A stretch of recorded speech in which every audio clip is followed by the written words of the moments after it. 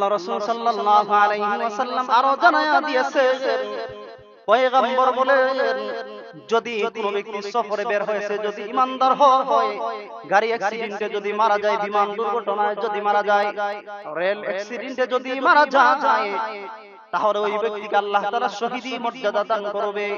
যদি কোনো ব্যক্তি ঘরের মধ্যে অথবা ফ্ল্যাটের মধ্যে আগুন লেগে গেছে, যদি ওই আগুনে দগ্ধ হয়ে ওই ব্যক্তি মারা যায়, তাহলে আগুনে পুড়ে মারা যাওয়ার কারণে আল্লাহ তাআলা ওই ঈমানদারকেও শহীদি মর্যাদা দান করবেন। সুবহান।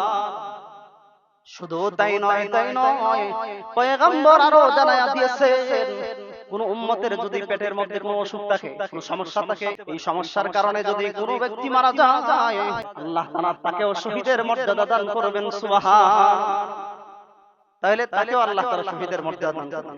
কোন ব্যক্তি নৌকাতে আরোহণ করছে, নৌকাতে হঠাৎ আপনার বিশাল ঝড় চলে আসছে, তুফান চলে আসছে, নৌকা ডুবে অনেক মানুষ মারা যায় না? দেখবেন অনেক সময় 20 জন 30 জন মানুষ মারা যাইতেছে, নৌকা ডুবে মানুষ মারা যায়। আল্লাহ রাসূল সাল্লাল্লাহু আলাইহি ওয়াসাল্লাম বলেন, যদি কোনো ব্যক্তি নৌকাতে ডুবে মারা যায়, সে যদি আল্লাহর এবং রাসূলকে বিশ্বাস করে, তাহলে তাকেও আল্লাহ তাআলা শহীদের মর্যাদা দান করবেন। সুবহানাল্লাহ।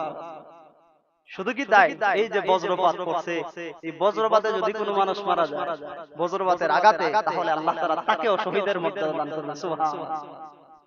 বুঝছেন এই বিষয়টা? হাদিসে স্পষ্ট আছে যে বজ্রপাতে যদি কোনো মানুষ মারা যায়, ঈমানদার হয়, মুমিন হয়, আল্লাহরে বিশ্বাস করে, তাহলে তাকেও আল্লাহ তাআলা আপনার শহীদের মর্যাদা দান করবেন। সুবহানাল্লাহ।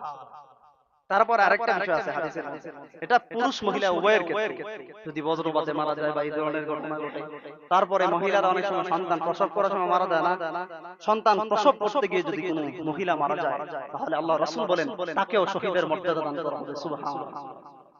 তাহলে এই সমস্ত যদি বিভিন্ন ধরনের ঘটনা ঘটে, তাহলে বুঝবেন আল্লাহ তাআলা তারা কবুল করছে, যদি ঈমানদার হয়ে থাকে, তাহলে তারা আল্লাহ শহীদের মর্যাদা দান করবে। সুবহানাল্লাহ।